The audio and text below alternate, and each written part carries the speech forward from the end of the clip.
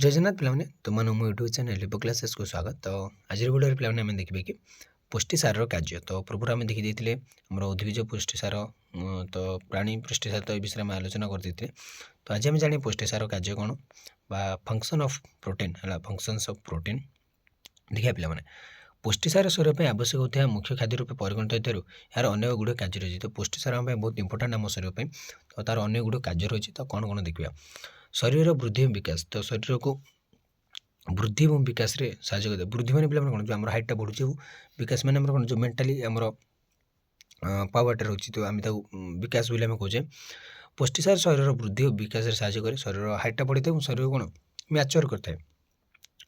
पुष्टिसार amino अम्ल को नहीं गठित जो जैव खाद्यान्न परिमाण अधिक रही जमी अमीनो अम्ल जो गठन को लेकर आम पुष्टिसार गठित होता है। तो जो कि आम पुष्टिसार अधिक बा अमीनो अम्ल आम अधिक जैव खाद्यान्न परिमाण रही जैव खाद्यान्न वृद्धि और विकास आवश्यक होता है। तो आम वृद्धि और विकास जैव खाद्यान्न साहाय्य करता है। तो से आम पुष्टिसार आमर कौन वृद्धि और विकास साहाय्य देख पुष्टिसार सॉरी आमर एमिनो एसिड किए रहा जैव खाद्यान्न। तो एमिनो एसिड कौटे रहा आमर पुष्टिसार। तो इनडायरेक्टली पुष्टिसार कौन जैव खाद्यान्न रहा माने आम जदि कहवा ताले कौन सी आम शरीर वृद्धि और विकास करें।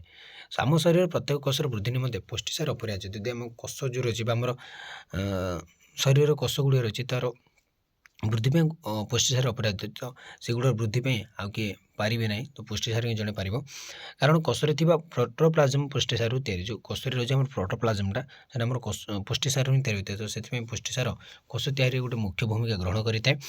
कोष विभाजन वृद्धि निमंते पुष्टिसार आवश्यक होता है। जो गोटे कोषटा भाग भाग हो कोष गोटे नूतन कोष तैयारी हे गोटे कोष वृद्धि निमंते कोषटा जब बढ़ तो ताले पुष्टिसार निहाती दरकार।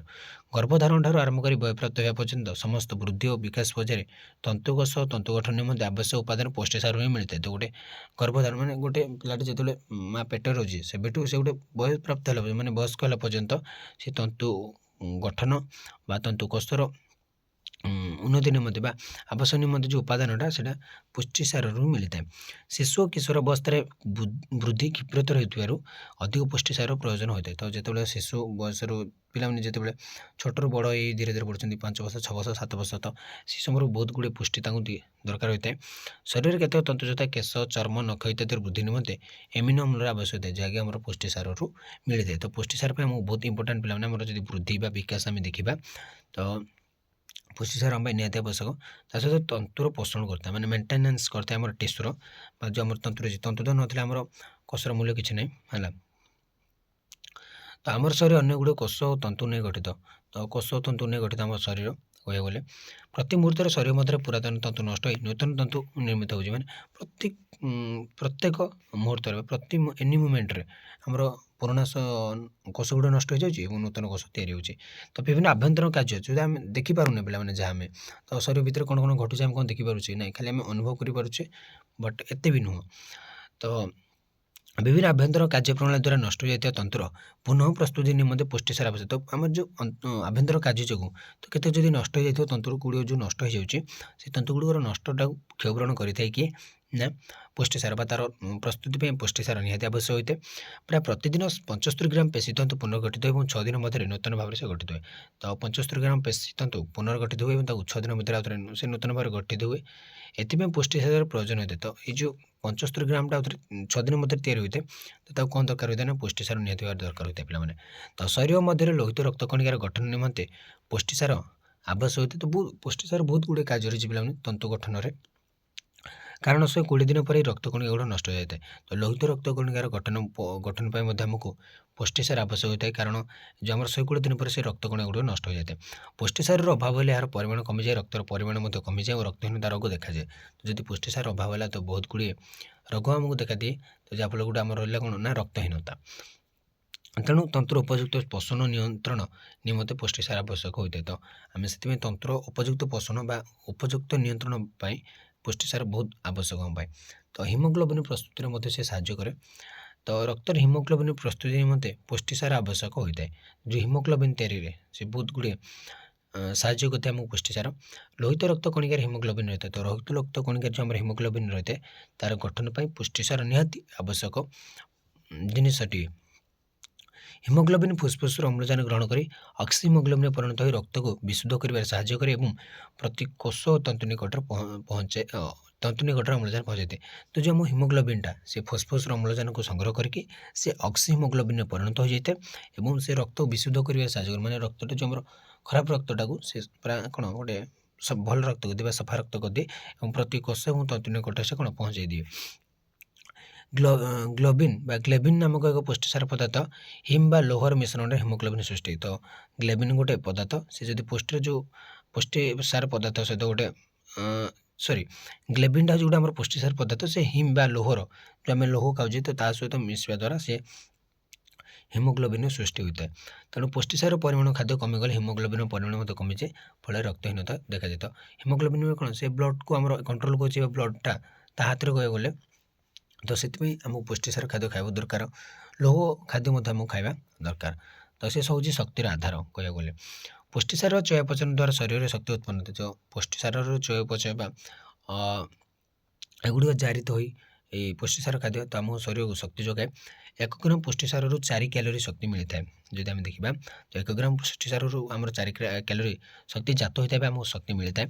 ଶରୀରରେ ଶକ୍ତିର ଅଭାବ ମେଣ୍ଟାଇବା ପାଇଁ ପ୍ରଥମ ପ୍ରୟୋଜନ ହୋଇଥିବାରୁ ଶ୍ୱେତସାର ଓ ସ୍ନେହସାର ଆଦି ଶକ୍ତିଦାୟକ ଖାଦ୍ୟର ଅଭାବରେ ଶରୀରରେ ଗଚ୍ଛିତ ଥିବା ପୁଷ୍ଟିସାର କିମ୍ବା ଦୈନିକ ଖାଦ୍ୟରେ ଥିବା ପୁଷ୍ଟିସାର ଶକ୍ତିକୁ ରୂପାନ୍ତରିତ ହୋଇ ଶକ୍ତି ଯୋଗାଣ କରିଥାଏ। ମାନେ କହିବାକୁ ଗଲେ ଆମ ଶରୀରକୁ ଶକ୍ତି ଯୋଗାଇଥାଏ କିଏ ନା ପୁଷ୍ଟିସାର, କିନ୍ତୁ ପ୍ରକୃତିରେ ଅଧିକ ଶକ୍ତି ଯୋଗାଏ ଆମକୁ ଶ୍ୱେତସାର ହେଲା। ଶ୍ୱେତସାର ପରେ ଯଦି କିଏ ଅଛି ତ ଆମକୁ ପୁଷ୍ଟିସାର ସେ ଆମର ଶକ୍ତିରେ ଏତେ ତାର ଟିକେ କାର୍ଯ୍ୟକାରିତା କମ୍।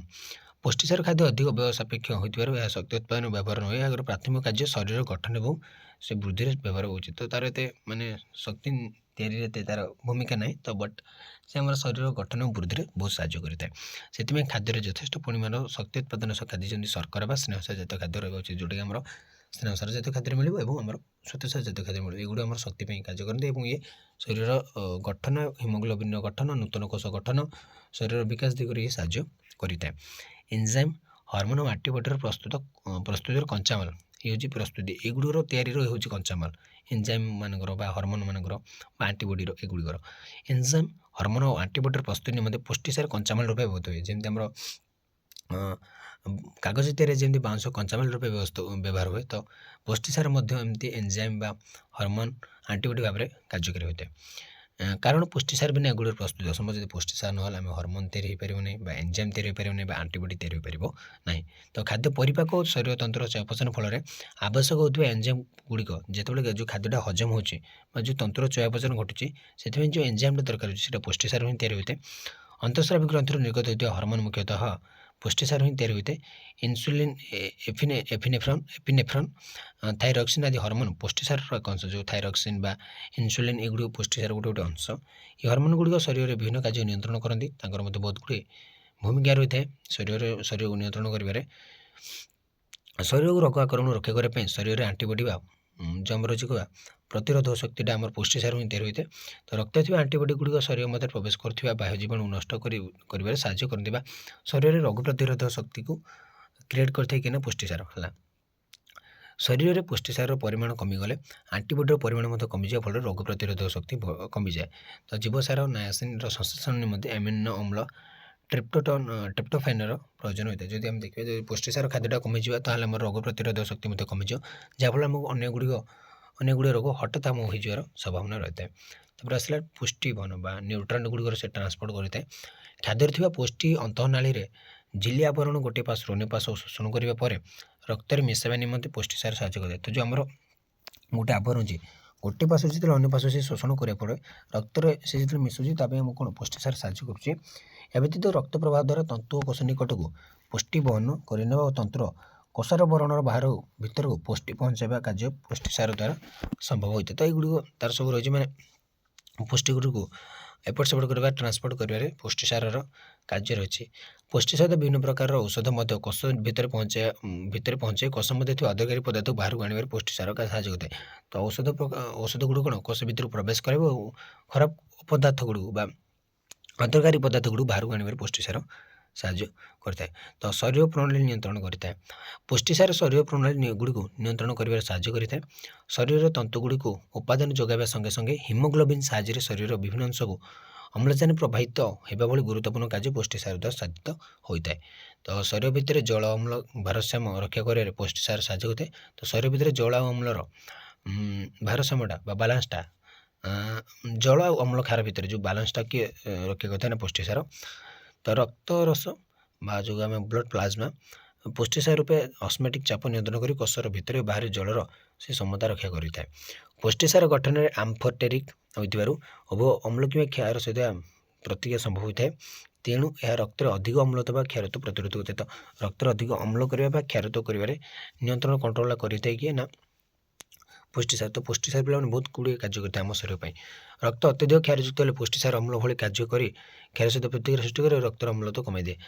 ଏଇଭଳି ଦେଖ ଯଦି ବ୍ଲଡ଼ଟା ଯଦି କ'ଣ ଆମର କ୍ଷାର ହୋଇଗଲା ତାହେଲେ ଏ ଅମ୍ଳ ଭଳିଆ ଗୋଟେ କାର୍ଯ୍ୟ କରିବ ଏବଂ ତାକୁ ତାର କ୍ଷାରଟାକୁ ବା ରକ୍ତର ଅମ୍ଳତ୍ୱଟାକୁ ସେ ସୃଷ୍ଟି କରିଦେବ। ଏହା ଶରୀରରେ ଚୟାପଚୟ କାର୍ଯ୍ୟ ପାଇଁ ନିତାନ୍ତ ଆବଶ୍ୟକ। ଆଉ ଦୁଗ୍ଧ ସଂଶ୍ଳେଷଣ କରିଥାଏ।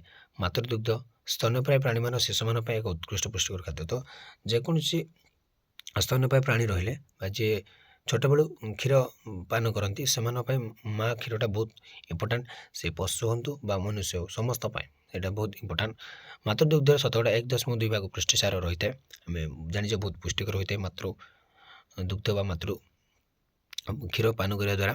ଖାଦ୍ୟ ଏବଂ ତନ୍ତୁରେ ଥିବା ପୁଷ୍ଟିସାର ମାତୃଦୁଗ୍ଧ ରୂପରେ ସ୍ତନ୍ୟ ଗ୍ରନ୍ଥିରୁ ସଂଶ୍ଳେଷିତ ହୋଇଥାଏ। ତେଣୁ ଦୁଗ୍ଧ ସଞ୍ଚାର ନିମନ୍ତେ ସ୍ତନ୍ୟଦାତ୍ରୀ ମାତାମାନେ ଅଧିକ ପରିମାଣରେ ପୁଷ୍ଟିସାର ଖାଦ୍ୟ ମାନେ ଯେଉଁ ମାଆମାନେ ବର୍ତ୍ତମାନ ଅଛନ୍ତି ଯେମିତି ଯେଉଁମାନେ ଛୋଟ ଛୋଟ ଶିଶୁ ଯିଏ 1 ମାସ 2 ମାସ ବା ଯେଉଁମାନେ ରହିଛନ୍ତି ସେମାନଙ୍କ ପାଇଁ ଅଧିକ ପୁଷ୍ଟିକର ଖାଦ୍ୟ ଖାଇବା ଦରକାର ବା ତା ପୂର୍ବରୁ ମଧ୍ୟ ସେମାନେ ପୁଷ୍ଟିକର ଖାଦ୍ୟ ଖାଇ ମାନେ ନିଜ ଶିଶୁ ପାଇଁ କ୍ଷୀର ବା ଯେଉଁ ଆମେ କହିବା ଦୁଗ୍ଧ ରଖିବା ଦରକାର। ଯାହାଫଳରେ ପିଲାମାନେ କ'ଣ ସୁସ୍ଥ ରହିବେ, ମାତା ମଧ୍ୟ ସୁସ୍ଥ ରହିବେ।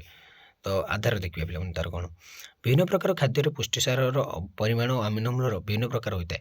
ଗୋଟେ ହେଲା 2 ପ୍ରକାର, ଗୋଟେ ପ୍ରାଣୀଜ ଆଧାର ଆଉ ଗୋଟେ ହେଲା ଉଦ୍ଭିଜ ଆଧାର। ତ ସମସ୍ତ ପ୍ରକାର ପ୍ରାଣୀଜ ଖାଦ୍ୟରେ ଅଧିକ ପରିମାଣରେ ଏବଂ ଉଚ୍ଚ ଜୈବିକ ମୂଲ୍ୟର ପୁଷ୍ଟିସାର ହୋଇଥାଏ। ତ ପ୍ରାଣୀଜ ଆଧାରରେ ଅଧିକ ପରିମାଣର କ'ଣ ପୁଷ୍ଟିସାର ହୋଇଥାଏ। ଏଥିରେ ସମସ୍ତ ପ୍ରକାର ଅର୍ଥାତ୍ 10ଟି ଯାକ ଅପରିହାର୍ଯ୍ୟ ଅମିନ ଅମ୍ଳ ରହିଥିବାରୁ ଏହା ପ୍ରଥମ ଶ୍ରେଣୀ ପୁଷ୍ଟିସାର ଅନ୍ତର୍ଭୁକ୍ତ। ତ ପ୍ରାଣୀଜ ଆଧାରଟା ହେଉଛି ପ୍ରଥମ ଶ୍ରେଣୀ ପୁଷ୍ଟିସାର ଅନ୍ତର୍ଭୁକ୍ତ। ମାଛ, ମାଂସ, ଅଣ୍ଡା, କୁକୁଡ଼ା, ଦୁଗ୍ଧ, ଛେନା ଇତ୍ୟାଦିରୁ ଯଥେଷ୍ଟ ପରିମାଣର ଉଚ୍ଚ ଗୁଣାତ୍ମକ ମାନର ପୁଷ୍ଟିସାର ମିଳିଥାଏ। ଯଦି ଆମେ ଦେଖିବା ଡାଲି ଅପେକ୍ଷା ଏଗୁଡ଼ିକରୁ ଅଧିକ ଆମକୁ ପୁଷ୍ଟିସାର ମିଳିଥାଏ। ତ ନିରାମିଷମାନଙ୍କ ନିମନ୍ତେ ଦୁଗ୍ଧଯୁକ୍ତ ପଦାର୍ଥ ଏକ ଉତ୍କୃଷ୍ଟ ପୁଷ୍ଟିସାର ଆମେ ବୋଲି କହିପାରିବା। ତ ତେଣୁ ଆମର ଦୈନିକ ଖାଦ୍ୟ ତାଲିକାରେ ଦୁଗ୍ଧ ନିହାତି ପ୍ରয়োଜନ ବା କ୍ଷୀର ଆମେ ଡେଲି ପିଇବା ନିହାତି ଦରକାର। ଅଣ୍ଡାରେ 13%, ମାଛ ମାଂସରେ 15ରୁ 26%, ଦୁଗ୍ଧରେ 4% ପୁଷ୍ଟିସାର ରହିଥାଏ। ସେଭଳି ଆମେ ଦେଖିବା ଉଦ୍ଭିଜ ଆଧାର ଡାଲି, ଶସ୍ୟବୀଜ, ପନିପରିବା, ସୋୟାବିନ୍ ଆଦିରୁ ମିଳୁଥିବା ପୁଷ୍ଟିସାରକୁ ଆମେ କହିବା ଉଦ୍ଭିଜ। ମାନେ ଉଦ୍ଭିଦ ଯେଉଁଟା ମିଳେ ଉଦ୍ଭିଦ ଏବଂ ପ୍ରାଣୀମାନଙ୍କଠୁ ଯାହା ମିଳେ ଆମେ ପ୍ରାଣୀଜ ବୋଲି କହିବା। ଯେମିତି ମାଛ, ମାଂସ, ଅଣ୍ଡା ଗୋଟେ ପ୍ରାଣୀରୁ ମିଳିଥାଏ ଏବଂ ଡାଲି, ଶସ୍ୟ ଏଗୁଡ଼ିକ ଆମର ଉଦ୍ଭିଦରୁ ମିଳିଥାଏ। ଏହା ଆଂଶିକ ପରିପୂର୍ଣ୍ଣ ପୁଷ୍ଟିସାର ଖାଦ୍ୟର ଅନ୍ତର୍ଭୁକ୍ତ। ତ ଏଥିରେ ଗୋଟେ କିମ୍ବା 2ଟି ଅପରିହାର୍ଯ୍ୟ ଅମିନ ଅମ୍ଳର ଅଭାବ ଦେଖାଦେଲେ ବିଭିନ୍ନ ଉଦ୍ଭିଜ ଖାଦ୍ୟର ମିଶ୍ରଣ ଖାଦ୍ୟ ପ୍ରସ୍ତୁତ କଲେ ଏହାର ଜୈବିକ ମୂଲ୍ୟ ବୃଦ୍ଧି ପାଇବା ସଙ୍ଗେ ସଙ୍ଗେ ପୁଷ୍ଟିସାର ଗୁଣାତ୍ମକ ମାନର ଅଭିବୃଦ୍ଧି ହୋଇଥାଏ। କାରଣ ଗୋଟିକର ଅଭାବ ଦ୍ୱାରା ଅନ୍ୟ ଦ୍ୱାରା ସହଜରେ ପୂରଣ ହୋଇଥାଏ। ଉଦାହରଣ ଶସ୍ୟ ଓ ଡାଲିର ମିଶ୍ରଣ ଖାଦ୍ୟ ପ୍ରସ୍ତୁତ କଲେ ଉଭୟର ପରିପୂରକ ହୋଇଥାନ୍ତି ଓ ପୁଷ୍ଟିସାର ମୂଲ୍ୟ ବୃଦ୍ଧି ପାଏ। ଯଦି ଆମେ ଶସ୍ୟ ଏବଂ ଡାଲି ଆମେ ମିଶ୍ରଣ ଯଦି ଆମେ ଖାଦ୍ୟ ପ୍ରସ୍ତୁତ କରିବା ଯେମିତି ଆମର ଖିଚୁଡ଼ି, ତ ଏଗୁଡ଼ିକରେ କ'ଣ ଅଧିକ ପୁଷ୍ଟିସାର ମିଳିଥାଏ ହେଲା। ତ ଉଦ୍ଭିଜ ଖାଦ୍ୟ ମଧ୍ୟରେ ଶସ୍ୟ ବୀଜରେ 7ରୁ 12%, ତୈଳ ବୀଜରେ 36%, ଡାଲି ଜାତୀୟ ଖାଦ୍ୟରେ 16ରୁ 28%, ସୋୟାବିନରେ 45% ପୁଷ୍ଟି। ମାନେ ଯଦି ଦେଖିବା ଉଦ୍ଭିଜରେ ଆମର ସୋୟାବିନଟା ହିଁ ବେଶୀ ପୁଷ୍ଟି ଦେଇଥାଏ ହେଲା। ପ୍ରତିଦିନ କିଛି ପରିମାଣରେ ବିନ୍, କଞ୍ଚା ମଟର, ଡାଲି ଓ ଶସ୍ୟବୀଜ ଖାଦ୍ୟ ତାଲିକାରେ ଏହା ଆବଶ୍ୟକ ପୁଷ୍ଟିସାର ଯୋଗାଇ ଦିଏ। ଯଦି ଆମେ ଖାଇପାରିବା ଯଦି ଡାଲି ବା ଶସ୍ୟବୀଜ କିଛି ରହିଲା ଆମ ଖାଦ୍ୟ ତାଲିକାରେ ତାହେଲେ ଆମେ ପୁଷ୍ଟିସାର ଆମକୁ ଯୋଗାଇଥିବ। ତ ଆମକୁ କେତେ ପରିମାଣର ଦିନକୁ ଆବଶ୍ୟକତା ହୋଇଥାଏ ପୁଷ୍ଟିସାରର, ତ ସେଇଟା ମଧ୍ୟ ଆମକୁ ଜାଣିବାକୁ ପଡ଼ିବ କେତେ ପରିମାଣ ପୁଷ୍ଟିସାର ଖାଇଲେ ଆମ ଶରୀର ସୁସ୍ଥ ରହିବ। ତ ଦେଖିବା ICMR ବା ଇଣ୍ଡିଆନ୍ କାଉନସିଲ୍ ଅଫ୍ ମେଡ଼ିକାଲ ରିସର୍ଚ୍ଚର ପୁଷ୍ଟି ପରାମର୍ଶଦାତା କମିଟିର ସୁପାରିଶ ଅନୁଯାୟୀ ଭାରତୀୟ ପ୍ରାପ୍ତବୟସ୍କ ପୁରୁଷ ଓ ସ୍ତ୍ରୀମାନଙ୍କ ପାଇଁ ଶରୀର ଓଜନର 1 କିଲୋଗ୍ରାମ ପ୍ରତି 1 ଗ୍ରାମ ପୁଷ୍ଟିସାର ଆବଶ୍ୟକ। ଯଦି ସେ 55 କିଲୋଗ୍ରାମର ଥିବେ ତ 55 ଗ୍ରାମ, 55 ଗ୍ରାମ, 60 କିଲୋର ଥିବେ ତ 60 ଗ୍ରାମ। ବୁଝିପାରୁଛୁ ତ ପୁଷ୍ଟିସାର ଯେତିକି ଅର୍ଥାତ୍ 55 କିଲୋଗ୍ରାମ ଓଜନ ବ୍ୟକ୍ତି ନିମନ୍ତେ 55 ଗ୍ରାମ ପୁଷ୍ଟିସାର ଆବଶ୍ୟକ। ଶିଶୁ ଅବସ୍ଥାରେ ଶରୀର ବୃଦ୍ଧି ଅତ୍ୟଧିକ ହୋଇଥିବାରୁ ଶରୀର ଓଜନ 1 ଗ୍ରାମ ପ୍ରତି 2ରୁ 4 ଗ୍ରାମ କହିବା। ଯଦି ଆମ ଶରୀର ମାନେ କ'ଣ ଶରୀର ଓଜନ 1 ଗ୍ରାମ, ମାନେ ଛୋଟ ପିଲାଟେ ହେଇଥିବେ ତ ଆମେ ତାକୁ କହିବା 1 କିଲୋଗ୍ରାମର ଅଛି ସେ, ତାକୁ 1 ଗ୍ରାମ ଦେବା ନା, ତ ତାକୁ 2.4 ଦେବା ଆବଶ୍ୟକ ହୋଇଥାଏ। ଶିଶୁର 6 ମାସ ପରେ ପ୍ରାୟ 1 କିଲୋଗ୍ରାମ ଅତି 1.5 ଗ୍ରାମ କମିଯାଏ। ତ ସେ ଆମେ 2ରୁ ଯେଉଁ 2.4 ଥିବ ସେଇଟା ଗୋଟେ କମିଯିବ, ମାନେ ବୟସ ଯେତେବେଳେ ବଢ଼ିବ ତାର ପରିମାଣଟା 1 ଗ୍ରାମ ରହିବ ବୟସ ପ୍ରତି। ଗର୍ଭବତୀ ମହିଳା ଓ ସ୍ତନ୍ୟପାୟୀ ମାତାଙ୍କ ନିମନ୍ତେ ଶିଶୁର ବୁଦ୍ଧି ଓ ଦୁଗ୍ଧ ସଞ୍ଚାର ନିମନ୍ତେ ଅଧିକ ପୁଷ୍ଟିସାର ଆବଶ୍ୟକ ଥିବାରୁ ଦୈନିକ ଯଥାକ୍ରମେ 15 ଗ୍ରାମ 25 ଗ୍ରାମ ସାଧାରଣ ମହିଳାମାନଙ୍କଠାରୁ ଅଧିକ ଦିଆଯିବ। ତ ସେମାନେ ଯଦି 50 ଗ୍ରାମ ଖାଉଛନ୍ତି ଏମାନଙ୍କୁ 65 ବା 75 ଗ୍ରାମ ଦେବାକୁ ପଡ଼ିବ। କିଶୋରମାନଙ୍କ ପାଇଁ ଶରୀର ଓଜନ ଅନୁସାରେ ଦୈନିକ 50 ଗ୍ରାମ ଆରମ୍ଭ କରି 75 ଗ୍ରାମ ପର୍ଯ୍ୟନ୍ତ। ତ କିଶୋରୀମାନେ କିଏ ଯଦି 30-35 କିଲୋଗ୍ରାମର ଅଛନ୍ତି ତ ସେମାନେ ମଧ୍ୟ 50 ଗ୍ରାମର ଭକ୍ଷଣ କରିପାରିବେ।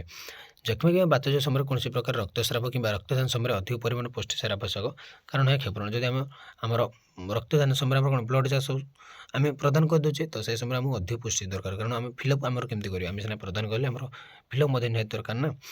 ତ ଅଭାବଜନିତ ନୈଦାନିକ ସ୍ୱରୂପ, ଯଦି ପୁଷ୍ଟିସାରର ଅଭାବ ହେଲା ତ ଆମକୁ କେଉଁ ରୋଗ ହେବ ଦେଖିବା। ମାନେ ନୈଦାନିକ ସ୍ୱରୂପ ଗୁଡ଼ିକ କ'ଣ ଦେଖ। ପୁଷ୍ଟିସାର ଅଭାବଜନିତ ରୋଗ ଗୁଡ଼ିକ ସାଧାରଣତଃ ବିଭିନ୍ନ ବର୍ଗର ବ୍ୟକ୍ତି ଓ ଶିଶୁଙ୍କ ନିକଟରେ ଦେଖାଯାଏ। ତ କ'ଣ ଦେଖ, ଦାରିଦ୍ର୍ୟ ଯୋଗୁଁ ସ୍ୱଳ୍ପ ଲୋକମାନେ ଦାରିଦ୍ର୍ୟ ଥାନ୍ତି, ମାନେ ପୁଷ୍ଟିକର ଖାଦ୍ୟ କିଣିକରି ଖାଇପାରନ୍ତି ନାହିଁ। ମନ୍ଦ ପରିବାକୁ ଶୋଷଣ, ମନ ଇଚ୍ଛା ଖାଇବା ବା ଭଲ ଭାବରେ ତାକୁ ହଜମ ନ ହେବା, ଶୋଷିତ ଆମିନ ଅମ୍ଳର ଉପଯୁକ୍ତ ବ୍ୟବହାର ନ ହେବା ବା ନେଫ୍ରାଇଟିସ୍, ସିରୋସିସ୍ ଓ ଆମାଶୟ ଯୋଗୁଁ ଶରୀରରୁ ପୁଷ୍ଟିସାର ଅଧିକ ନିଷ୍କାସିତ ହେବା। ତ ଆମେ ଦେଖିବା ପିଲାମାନେ ପୁଷ୍ଟିସାର ଅଭାବରେ ସବୁ କ'ଣ ରୋଗ ଦେଖାଯାଏ ଦେଖିବା। ପୁଷ୍ଟିସାର ଅଭାବରେ ଶରୀର ବୃଦ୍ଧି ବାଧାପ୍ରାପ୍ତ ହୋଇଥାଏ, ମାନେ ଶରୀର ଯେଉଁ ହାଇଟ୍ଟା ଆଉ ବଢ଼ିନଥାଏ, ଅତ୍ୟଧିକ ଅବସ୍ଥା ସୃଷ୍ଟିରେ ଆଦୌ ବୃଦ୍ଧି ହୁଏ ନାହିଁ। ଏମିତି ସିଚୁଏସନ୍ ଆସିବ ଗୋଟେ ଆମର ଟୋଟାଲ୍ ଆଉ ହାଇଟ୍ ବଢ଼ିବନି। ଏହା ସାଧାରଣତଃ ଶିଶୁମାନଙ୍କ ନିକଟରେ ଦେଖାଦିଏ। ଛୋଟ ପିଲାମାନେ ଆଉ କ'ଣ ଜଣେ ପୁରା ଡେଙ୍ଗା ହେଇଗଲା ପରେ ତାର କ'ଣ ହାଇଟ୍ କମିବ କି ନା, ବଟ୍ ମାନେ ପିଲାଦିନ ହାଇଟ୍ ଆଉ ବଢ଼େ ନାହିଁ।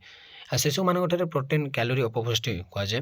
ଏହା 2 ପ୍ରକାର, କ୍ୱାସିଓକର ଓ ମାରାସ୍ମସ୍। ମାତ୍ର ଦୁଗ୍ଧ ଛାଡ଼ି ଶିଶୁ ଯେତେବେଳେ ଅନ୍ୟ ଖାଦ୍ୟ ଖାଇବା ଆରମ୍ଭ କରେ ସେତେବେଳେ ତାର ଖାଦ୍ୟରେ ଯଥେଷ୍ଟ କ୍ୟାଲୋରି ଥିଲେ ମଧ୍ୟ ପୁଷ୍ଟିସାର ଅଭାବ ହୋଇଥାଏ।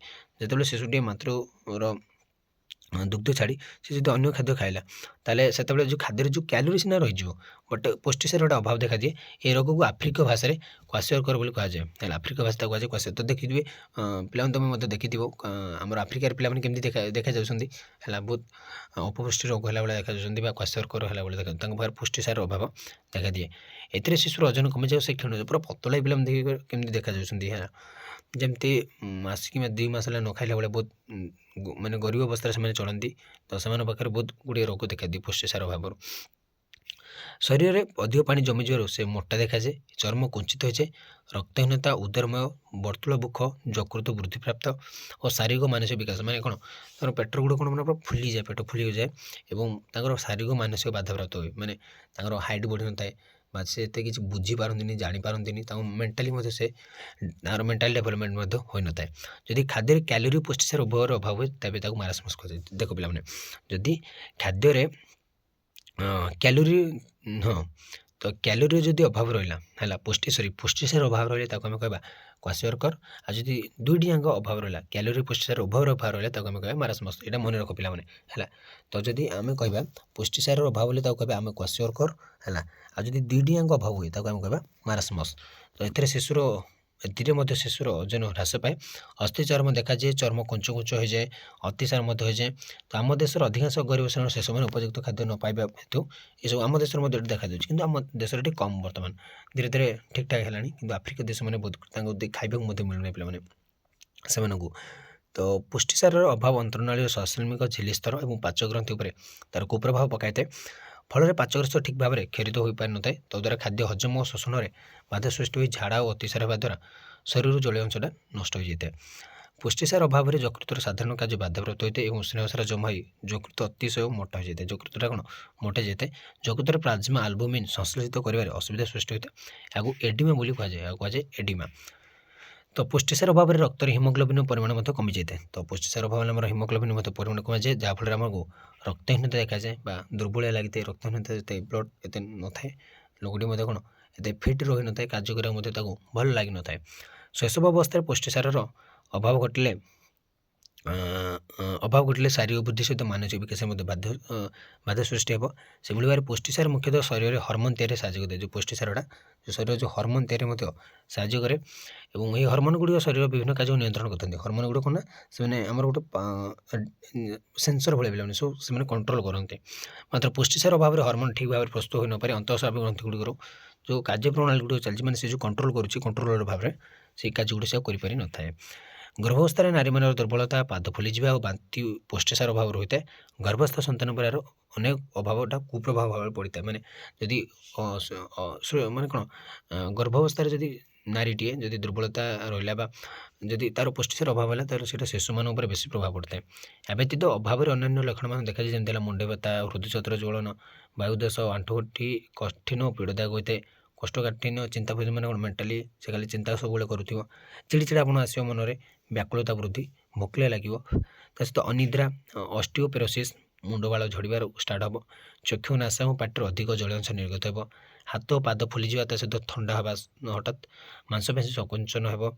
ମାଢ଼ିରୁ ରକ୍ତ ପଡ଼ିବା ସହିତ କ୍ଷେତା ରୋଗରେ ମାନେ ଯଦି ଗୋଟେ ଖଣ୍ଡିଆ ଖାବରା ହୋଇଥାଏ ନା ସେ ଜଲ୍ଦି ଭଲ ହେବନି। ହାଡ଼ ଭାଙ୍ଗିଯିବାର ଅଧିକ ସମ୍ଭାବନା ରହିଥାଏ। ତ ଯକୃତ ଫୁଲି ଯାଇଥାଏ ଏବଂ ବିଭିନ୍ନ ପ୍ରକାର ରୋଗ ସଂକ୍ରମଣର ଅଧିକ ସମ୍ଭାବନା ହଠାତ୍ ରୋଗ ହୋଇଯାଇଥାଏ। ମାନେ ରୋଗ ପ୍ରତିରୋଧକ ଶକ୍ତିର କମିଯାଏ। ଯେକୌଣସି ରୋଗ ହଠାତ୍ ହେଇଯିବ। ତ ପୁଷ୍ଟିସାର ଯଦି ଅଧିକ ଖାଇବା ଆମେ କ'ଣ ହେବ? ତ ଅଧିକ ଶରୀର ଯଦି ଦେଖାହେଲା ତ ଅନ୍ତଃନାଳୀ ସମସ୍ୟା, ବଦହଜମି ବା ହଜମ ହେବ ନାହିଁ। ନିର୍ଜଳୀକରଣ, ଡିହାଇଡ୍ରେସନ୍ ହେଇଯିବ, ଆମକୁ କ୍ଳାନ୍ତି ଦେଖାଯିବ, ଭଲ ଲାଗିବନି, ଅରୁଚିକର ଲାଗିବ, ମୁଣ୍ଡ ବ୍ୟଥା ହେବ, ହୃଦରୋଗ ହେବ, ରକ୍ତନାଳୀ ବିଶୃଙ୍ଖଳିତ ହୋଇଯିବ, ଯକୃତ ଏବଂ ବୃକ ଅକ୍ଷତ ଦେଖାଦେବ, ଦୁର୍ଗନ୍ଧ ଶ୍ୱାସ ହେଲା, ଓଜନ ବୃଦ୍ଧି, ମଧୁମେହ ବା କର୍କଟ ଆଦି ରୋଗ ଦେଖାଦିଏ। ହାଡ଼ ଦୁର୍ବଳ ହୋଇଯାଇଥିବ, ଅଷ୍ଟିଓପୋରୋସିସ୍ ହୋଇଥାଏ। ତ ଏ ଯଦି ଅଧିକ ଖାଇବା ଦ୍ୱାରା ଏତିକି ରୋଗ ହୋଇଥାଏ ଏବଂ ନ ଖାଇବା ଦ୍ୱାରା ମଧ୍ୟ ଏତିକି ଆମର ଅଭାବ ହେଲେ ଏତିକ ଆମର 18ଟି, ଯଦି ଅଧିକ ଖାଇବା ତ ଆମକୁ ସେ 12ଟି ମଧ୍ୟ ଲକ୍ଷଣ ଆମକୁ ଦେଖାଦେବ। ତ ଆଜି ବି ପିଲାମାନେ କ୍ଲାସ୍ଟିକୁ ୱେଟ୍ ରଖିବା ବା ତାପରେ ପରବର୍ତ୍ତୀ ଆମ କ୍ଲାସ୍ରେ ଦେଖିବା ଶ୍ୱେତସାର। ତ ପିଲାମାନେ ରହୁଛି। ଜୟ ଜଗନ୍ନାଥ।